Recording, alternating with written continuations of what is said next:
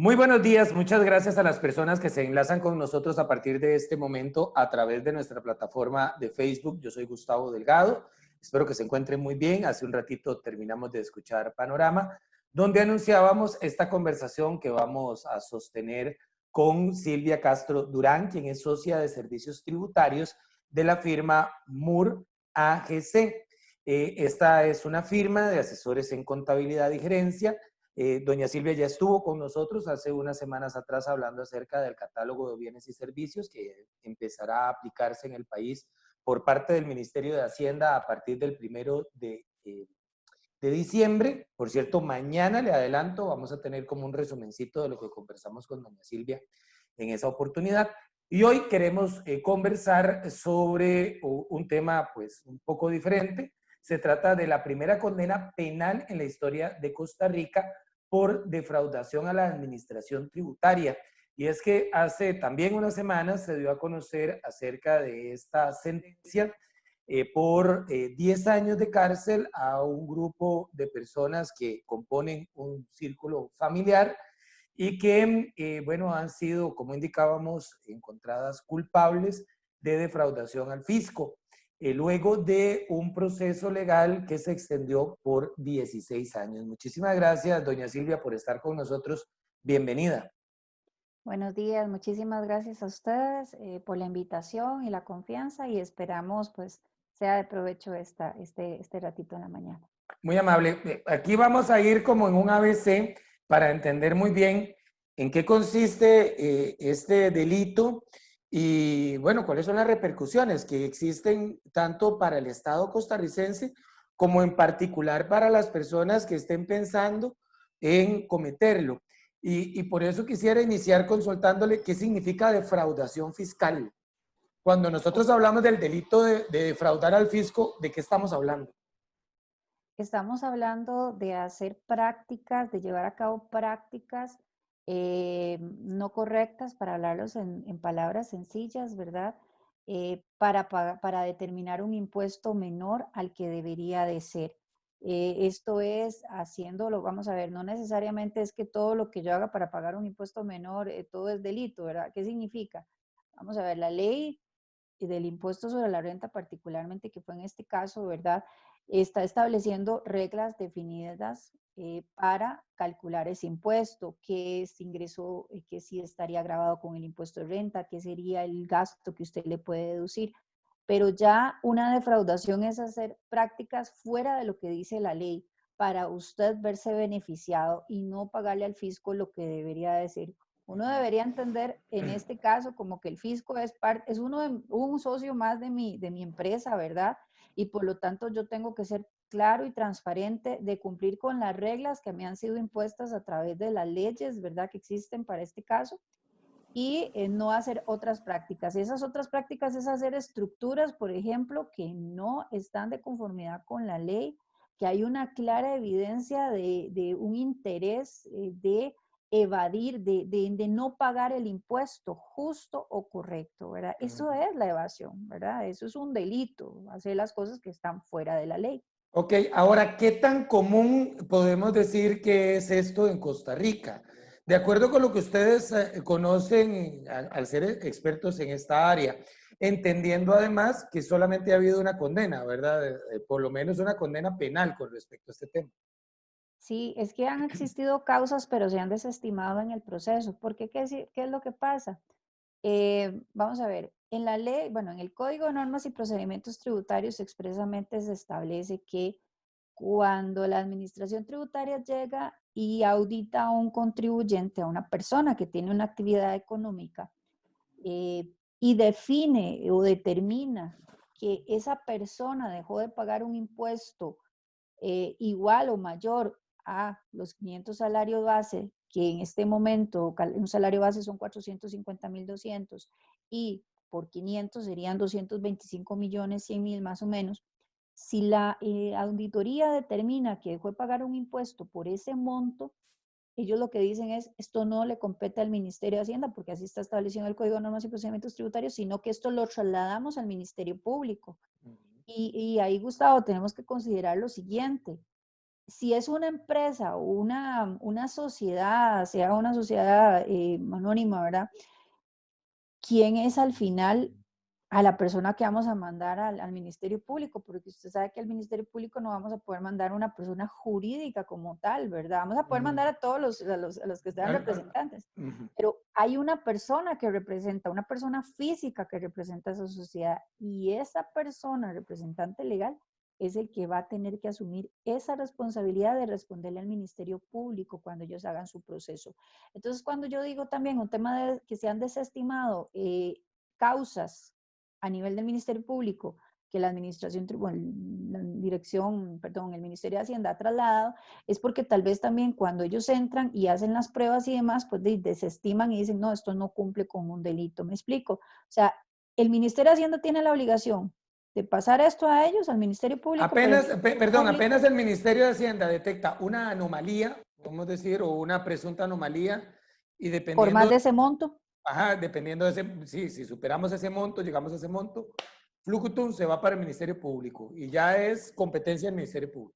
exactamente, eso es lo que pasa. Y bueno, y vean que eso fue lo que pasó en esta situación, ¿verdad? Eso fue hace 16 años, ¿verdad? Más o menos. 16 Y años. sí, lleva, vea Es que, la cantidad de años que pasa para hacer esto, ¿verdad? es que yo leo, doña Silvia, y a todas las personas que nos acompañan, que en este momento existen 21 casos pendientes de resolución por parte del Poder Judicial, es decir, por parte del Ministerio Público, y se estima que en juntos el monto estimado es de más de 20.000 millones de colones de personas, ¿verdad? Ya sea físicas o jurídicas, que dejaron de pagar estos recursos al Estado costarricense, en un Estado que hay que decirlo así, está en una situación crítica, ¿verdad? Entonces, uno pensaría que la sección de delitos contra el Fraude fisco fiscal. debería de Ajá. reforzarse un montón en el Ministerio Público. Definitivamente. Y también darle, digamos que también desde la perspectiva de la Dirección General de Tributación, ¿verdad? De ellos hacen su proceso de auditoría y demás, ¿verdad? Ellos también, bueno, y lo comentábamos antes del programa, ¿verdad? La administración tributaria también tiene, o la persona, el funcionario tiene la competencia de poder dar toda la prueba que sea verídica, ¿verdad? De que se está sobrepasando ese monto, porque no significa como decir, te voy a poner el caso. Uno ya como auditor y asesor fiscal, uno ya más o menos, digo yo siempre, aquí la naricilla, ¿verdad? Uno ve algunas cositas y uno dice, mira, y esto fue por aquí. Pero uno como asesor es como el padre, a uno le cuentan absolutamente todo de una vez, ¿verdad? Más en cambio el auditor tributario tiene que llegar a no solamente eso de oler, porque yo sé que al más de uno, ¿verdad? Ya más o menos sabe, dependiendo de la empresa, como cuál es la sensibilidad y tienen que buscar la prueba. Y la prueba es prueba documental y al final quien le da la prueba de todo esto es el mismo contribuyente. Entonces, por eso es tan importante saber cómo es que están mis cosas, cómo las tengo respaldadas, porque yo puedo inducir inclusive al mismo funcionario público, al auditor tributario en ese momento, a que pueda tener una conclusión errónea. Y si ya después yo empiezo a aportar otro tipo de prueba, qué bonito, ¿por qué no me lo aportaste en la auditoría, verdad? ¿Por qué tenemos que llevar esto a otra escalerilla recursiva del proceso de fiscalización y demás? Qué sé yo, el Tribunal Fiscal Administrativo, ¿verdad? U otro, ya judicial.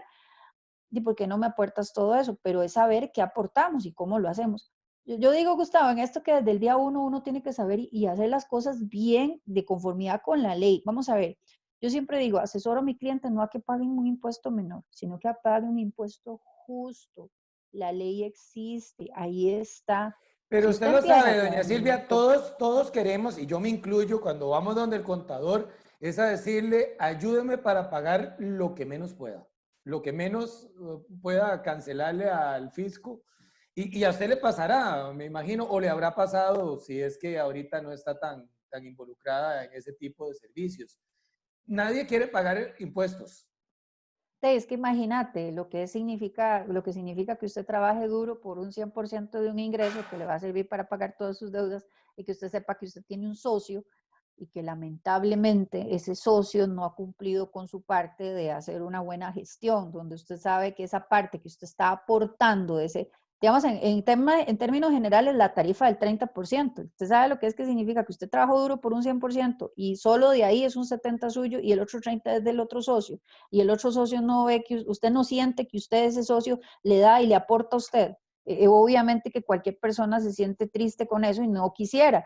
Lo que pasa es que sí hay que saber muy bien que estas consecuencias de no hacerlo bien, y no de hacerlo bien, no, sino de hacerlo de forma o sea, predemeritada, ¿verdad? O sea, hacerlo, yo voy a dejarme esta plata, Sí, quiero es sacar que plata la idea es de engañar al esta. socio, ni siquiera Exacto. es que es, siguiendo con ese ejemplo que usted nos está poniendo, de eso se trata, ¿verdad? Es, como decimos popularmente, quererle ver la cara.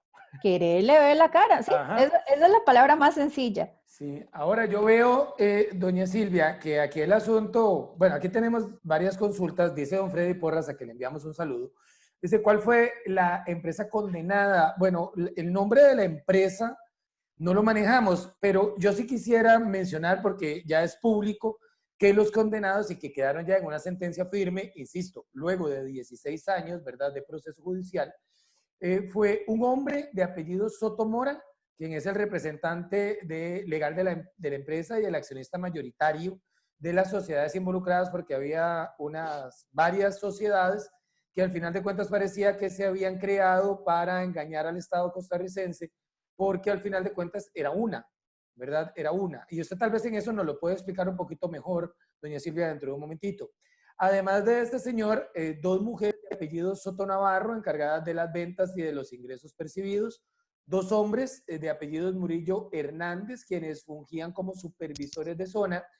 Y esto es muy importante porque quisiera resaltar esto, e incluso donde lo estoy leyendo está resaltado en negrita por parte del medio de comunicación. Y un hombre de apellidos Huertas Barbosa, quien era el contador de la empresa. O sea, ahí estaba ya el contador de la empresa, entró dentro de la dinámica perversa y todos ellos fueron condenados. Y me imagino yo que incluso el contador, además de tener esta sentencia penal, se va a tener que enfrentar con una situación, con un proceso interno dentro del Colegio de Contadores, con el Tribunal de Ética, ¿verdad? Al punto de que podría suspenderse el ejercicio de su profesión como contador. Pero entonces las repercusiones fueron amplias y había una participación activa de un profesional de la contabilidad, doña Silvia. Así es que vamos a ver, tal vez entonces digamos que con respecto a ese punto, no sabemos el nombre exactamente, sabemos que sí es un grupo de sociedades, pareciera ser que son tiendas, ¿verdad? ¿Qué es lo que pasa, don Freddy y Gustavo, ¿verdad? Y todos los que nos escuchan? Resulta que dentro de la ley del impuesto sobre la renta existen, bueno, dentro de la normativa tributaria costarricense, existe un régimen que se llama régimen simplificado. Su propia palabra lo dice, es un régimen más simple de cálculo de los impuestos. Por ejemplo, el régimen simplificado están bazares, están sodas, están bares, pero no es todo el tipo de actividad el que se puede incorporar en ese régimen simplificado. Pero ese régimen simplificado tiene características. ¿Y qué es el principal? Bueno, es que usted no compre más de 150 salarios base, que son como 65 millones, pongámosle aproximadamente, en el año. O sea, son las empresas, y primero, que cumplan, que sean las actividades que están descritas en el régimen simplificado, y segundo, ¿verdad? Que no compren más de estos 65 millones en el año. Ahora, muy bien. Resulta que ellos no cobran el IVA ni tampoco pagan un impuesto de renta como cualquier otro régimen, el régimen general, el tradicional, que es ingresos menos gastos por el impuesto de renta. No, ellos pagan un factor de impuesto de renta por el total de sus compras. Entonces empezamos a ver la primera línea, ¿verdad? No van a pagar por sus ventas un impuesto de renta, sino sobre el monto de sus compras. Y eso fue lo que pasó en este lugar. Ellos empezaron a registrar estas tienditas, digamos, porque por eso es que estimamos que son tienditas, ¿verdad? Empezó a poner sus tienditas, es 1, 2, 3, 4 y 5, y todas en el régimen simplificado, entonces nunca pagaban por las ventas, sino que pagaban como el régimen lo permite, un factor sobre sus compras, ¿verdad? Si hubieran las que hubieran, las cantidades que existieran. Resulta que en el Código de Normas y Procedimientos Tributarios existe un artículo donde se le da la potestad a la Administración Tributaria para que, por así decirlo, haga a un lado las figuras jurídicas que existen, o sea, haga a un lado el montón de sociedades que habían, digamos, de esta persona, y haga y revise el fondo. El fondo era que era una sola actividad económica y por lo tanto sus compras superaban posiblemente ese monto del régimen simplificado. Entonces no podían pagar un impuesto de renta sobre este régimen. Tenían que hacerlo como un régimen tradicional. Eso es lo que pasó. Y resulta que Y me imagino que perdón que le interrumpa, pero me tranquilo. imagino que se encontró dolo en eso, ¿verdad? No fue que fue un error por parte de ellos, sino que había una estrategia para, como hemos hablado, engañar al Estado costarricense. Es que vea que usted acaba de poner el punto, el dolo. Hay una intención de precisamente hacer ese engaño, que por eso es que, y vamos a la segunda parte de la introducción con el contador, porque en Costa Rica no existe una causa que exime de responsabilidad a una persona por el simple hecho de que diga, es que yo no sabía lo que decía la ley, yo desconozco la ley. En Costa Rica todos, oiga, todos, no solo en este ámbito del derecho tributario, sino que Correcto. los otros, cualquier de la parte comercial, todos tenemos que conocer lo que dice la ley. Así está plasmado en nuestra constitución política. Entonces, de ahí deriva que el contador, quien es el que está haciendo el registro contable, valga la redundancia, conozca de esto y sepa que lo que está ocurriendo no es correcto. Ahí es sumamente, Gustavo, importante que los contadores, y si hay personas acá que nos escuchan que es de la parte contable, puedan levantar la mano, puedan dejar en evidencia, mire, señores, esto no está correcto. Además, nuestros códigos de ética, yo es que soy contadora pública y también autorizada y también privada, nosotros en nuestros colegios tenemos el código de ética y se nos dice o denuncia o aléjese de la situación. O sea, es triste, o sea, yo sé que no estamos en un momento como para dejar el trabajo, pero es que también vean Ah, no, que pero ahí tampoco no se la pero puede vean jugar. el tema de jugar, eso es empezar como decir, ah, sí, es que mi patrono es narcotraficante y entonces yo me mantengo ahí, no, por Dios, o sea, yo sé que no viene al caso porque pues eso no es lo que estamos hablando, pero al punto al que quiero llegar es, yo tampoco puedo ser partícipe de eso. Y en los colegios profesionales existen estos códigos de ética y tal cual usted lo está señalando, esto pues, el tema es perder la profesión y demás, ¿verdad? Claro, Bueno, pero lo más triste es ir a la cárcel, ¿verdad? Eso es lo que sí, yo creo que nadie quisiera, ¿verdad? Manchar claro que sí. sus... Ujú. Quisiera continuar acá. Don Marco Vargas dice que, bueno, que le agrada mucho el tema, que es muy actual y que esto demuestra la importancia de estar al día con las directrices y resoluciones, además de contratar pues a un profesional de contabilidad, ¿verdad? Y pues que reúna esas características de responsabilidad y honestidad. Dice Jorge Mario Berrío Caberra. Buenos días. A mí me parece que eso de la condena a evasores fue una cortina de humo, pero los verdaderos evasores siguen sin ser tocados y la administración tributaria es intransigente solo cuando le conviene. Y es algo que se habla mucho, doña Silvia, que en Costa Rica pues no se mide a todos con la misma vara. Y hay una serie de empresas pues, grandes, yo no tengo pruebas para ello, ¿verdad? Es lo que se dice, pruebas, empresas grandes que no pagan, que llegan a amnistías tributarias, que generan cero pérdidas, una serie de justificaciones para no cancelar impuestos. Pero, ¿qué piensa usted sobre eso, doña Silvia? Claro, vamos a ver. Vamos a empezar porque a decir que en Costa Rica hay aproximadamente 5.000 contribuyentes. Contribuyentes es personas que tienen una actividad económica y que generan ingresos. Ujú. Ok, Bueno, y también pérdidas, ¿verdad? Más en este tiempo en el que estamos, ¿verdad? Pero es una persona que tiene una actividad económica y que su fin es el de lucrar, el de tener ganancias, ¿ok? Y resulta que la administración tributaria, ¿verdad?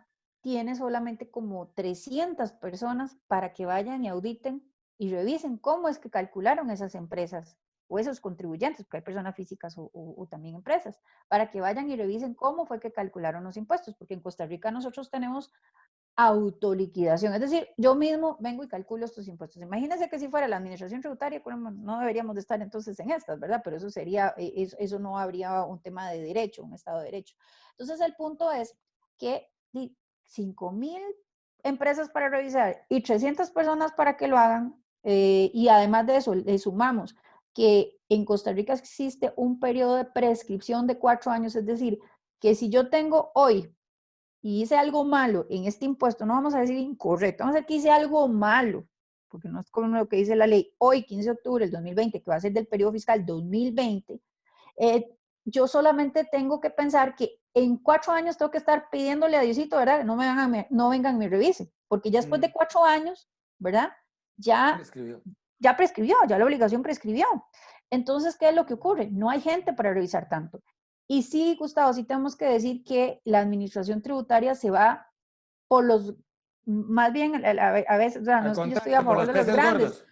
pero se va por los peces gordos, porque al final dice, va por los grandes contribuyentes nacionales, grandes empresas territoriales que deben de, que incluso tienen que tener un gestor tributario es como un ejecutivo, para verlo así, cuando uno tiene un ejecutivo en una cuenta bancaria, una empresa, es como esto, pero desde el lado de tributación. Entonces, puchica, más bien se van a esos mismos que se supone que con ese gestor le tienen que estar haciendo constantes preguntas, mire, ¿por qué usted calculó este impuesto? Mire, usted el año pasado puso ingresos a esto, pero ¿por qué este año tanto? O sea, personas que se supondrían que tienen que estar haciendo esas labores con los grandes contribuyentes y salir de esas dudas y demás, no, lo que están haciendo es que además de tener ese gestor, le mandan al auditor tributario a las mismas personas de siempre, a los mismos. Entonces no se meten en los detalles pequeños, porque a veces es más engorroso, yo lo sé. O sea, si yo he revisado empresas pequeñitas y empresas grandes, hasta la información de cómo salen en los sistemas del contables. Puña, una empresa grande está súper estructurada, y no necesariamente pues siempre va a estar bien, pero sí está muy bien estructurada. Y a veces los pequeños, que no son tan pequeños, vean ustedes este ejemplo, ¿verdad? Que no eran tan pequeños, 349 millones, creo que fue el ajuste que, bueno, el monto defraudado. Puña, ahí hay cosas donde revisar. Entonces ahí es donde uno dice, no a todos se les mide con la misma vara. Y sabe también, un muy importante, y que todos lo sepan, cuando venga tributación y me revisen, no es que me revise porque alguien, no sé, porque vio mi cara aquí en Facebook y dijo, ay, vamos a ir a revisar a Silvia, No, ¿verdad? hay algo. No, no, no. Tiene que haber un criterio de selección, tiene que ser por qué es que me van a auditar. Me tienen que dar una notificación formal y me tienen que decir que por qué fue. Y Gustavo, estos criterios están en un reglamento. Y además de ese reglamento, está un plan de fiscalización de todos los años, que de hecho ya se publicó el de este año, y ahí están empresas como de construcción y de otras más, ¿verdad? Ok. Entonces, para que todos lo tengan en cuenta. Muy bien, como usted dice, la empresa, bueno, se logró demostrar que la empresa defraudó al Estado, al fisco costarricense, por un monto superior a los 340 millones de colones en diferentes periodos fiscales. Y a mí me sigue llamando la atención esta cifra, doña Silvia, de 20.800 millones, que es el monto estimado de defraudación por parte de las 21 empresas que tienen casos pendientes en el Poder Judicial. Y es algo que se ha venido hablando mucho, que en estos momentos, cuando hablamos de la situación país, se indica que Costa Rica debe hacer más contra la evasión y contra el contrabando. ¿Usted podría estimar que realmente parte de la solución a los problemas económicos del Estado costarricense está en reforzar los controles fiscales? Ni Yo, siquiera es crear más impuestos, es reforzar los controles fiscales. es que yo, bueno, yo soy 100% partidaria del hecho de que hay que hacer mejor control tributario. Vea, todas las herramientas que saca tributación, todas tienen un mínimo común denominador, dice que es para control tributario. Vamos a hablar del famoso tema de CABIS, ¿verdad? No hablar del tema, pero ¿por qué se da el CABIS? El Catálogo de Bienes y Servicios, estandarización de todos los códigos de lo que se comercializa en Costa Rica, sea bienes o servicios. Bueno, el mínimo común denominador los invito a que lo vean y va a ser para mejorar el control tributario. Factura electrónica para mejorar el control tributario. O sea, todas las herramientas que se han implementado, administración tributaria virtual, que es donde presentamos las declaraciones, bueno, además de porque nos tenemos que modernizar, ¿verdad? Hacer las declaraciones manuales, pues ya no podíamos. O sea, todo es para tener control tributario. Sin embargo, cuando uno viene y revisa, como el informe de la Contraloría General de la República, cuando emitió recientemente, que fue hace 2 semanas más o menos el informe, dice, es que los sistemas de tributación no se comunican. Bueno, yo no voy a hablar solo de tributación, aquí tenemos que entender de los sistemas del Ministerio de Hacienda, con las 3 direcciones, Ministerio General de Aduanas, Dirección General de Aduanas, Dirección General de Tributación, todas estas, o sea, estas direcciones y la de Hacienda, o sea, todos los sistemas no se comunican. Entonces, todo esto al final es mejorar eso. Ahora se habla de Hacienda Digital y que vamos a implementar, bueno, pero además de eso, o sea, apoyen a esos funcionarios que tienen, porque, puña, es una labor titánica de tan poquitas personas para ir a revisar a todos.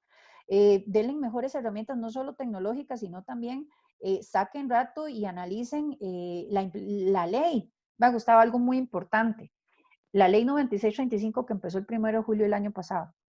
Si usted ve, todos los asesores estuvimos, los externos estuvimos fuera analizando, yo me acuerdo noches revisando, entendiendo la ley y demás.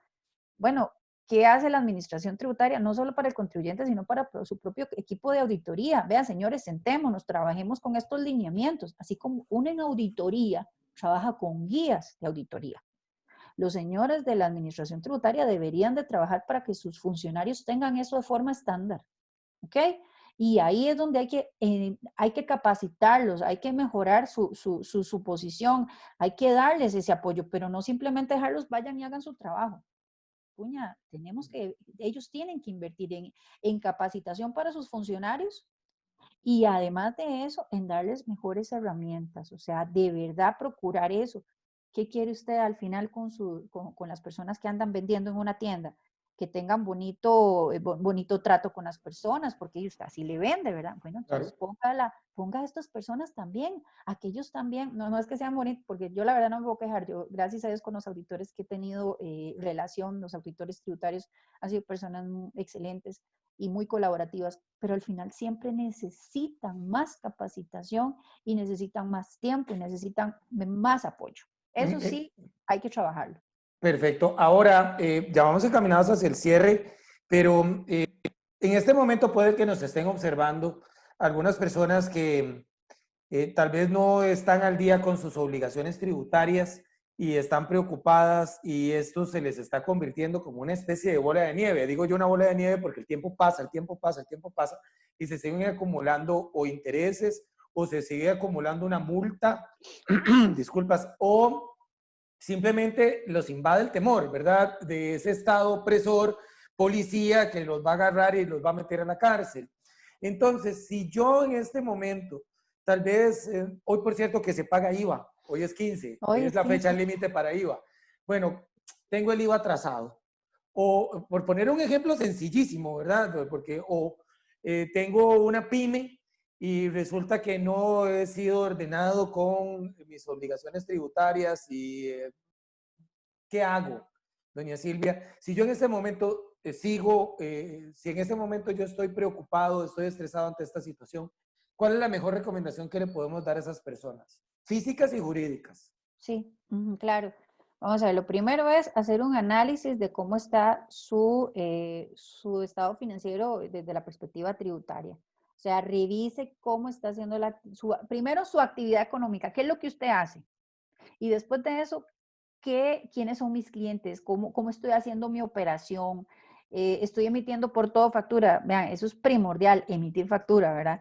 Revisar cómo están haciendo sus cálculos y qué es lo que dice la ley versus qué es lo que dice lo que usted está haciendo, lo que usted está revelando. Gustavo, yo nada más algo rapidísimo, los insto a todos, porque no todos, siempre buscar una asesoría profesional de calidad, ¿verdad? Porque, digamos, pueden existir muchos momentos donde uno se puede topar gente que dice, animó y voy a ser asesor y, ¿verdad?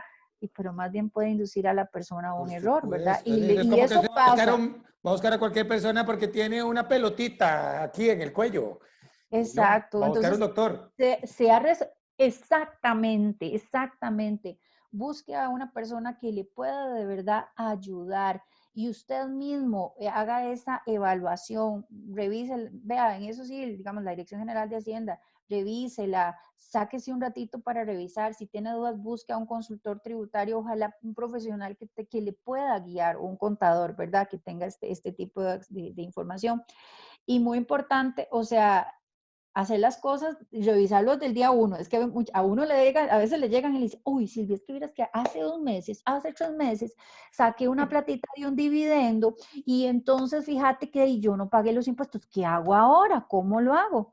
Puña, o sea, ya a uno le llegan los casos donde ya más bien ya pasó, ¿verdad? Mm. Sepan que además de que a usted le pueden cobrar ese impuesto, usted pueda poder pagar una sanción. Oiga, Gustavo, si a mi tributación me revisa, y no necesariamente que vaya al Ministerio Público, ¿verdad? O sea, a una causa penal, Hacienda. pagar hasta el 150% de lo que yo dejé de pagar. Es decir, si yo tenía un impuesto de 100, me pueden sancionar, pague 100 y además pague una sanción de 150. Entonces, por eso es tan importante que la gente revise, que se asesore. Las cosas, aquí ya no es un tema de pulpería y yo se lo digo a cualquier persona, yo soy profesional liberal también, que tengo la actividad, puña, todo tiene su ciencia. Para eso está el doctor y para eso está el contador o el asesor fiscal, ¿verdad? Eso es lo que les recomiendo, revisen. Excelente. Aquí quedamos en esto, en no jugársela por parte de la gente. Cualquiera puede salir premiado en la lotería de una intervención por parte del Ministerio de Hacienda, de una auditoría. Yo también soy profesional independiente y me parece que este tema debería más bien incluso de reforzarse. También nos queda una deuda pendiente del Estado costarricense, sin lugar a dudas, y es reforzar el personal y la capacitación y esos controles tributarios. Antes de estar pensando, ya ese es un criterio personal, de estar pensando en la creación de más impuestos que igual tienen dificultades para cobrarse de manera eficiente, debería de cobrarse de manera drástica, de manera pues fuerte los actuales y llegarle a todas esas empresas que están desde hace no sé cuánto tiempo, porque es la realidad, no existen ese tipo de empresas y ese sistema de defraudar al fisco por cantidades estratosféricas, ¿verdad? De cientos de millones de colones que pertenecen a todos los costarricenses. Así que todos deberíamos de preocuparnos y ocuparnos de eso. Doña Silvia, muchísimas gracias. Hemos aprendido mucho en esta oportunidad nuevamente con usted. Con muchísimo gusto, un placer y buen día. Muchas gracias a las personas que nos acompañaron. Les invitamos a que mañana nos escuchen en Panorama. Por cierto, que vamos a estar hablando, ahora lo decía al inicio y se lo reitero, sobre el catálogo de bienes y servicios que se pondrá en ejecución a partir del 1 de diciembre, pero que ya es momento en que las personas que ofrecen precisamente bienes y servicios, pues empiecen a saber cuál es el numerito que le corresponde de su categoría de bien o de servicio que ofrece. Y el martes, Dios mediante, pues volveremos con una entrevista más aquí a través de nuestras redes sociales. Que esté muy bien. Hasta luego. Buen día.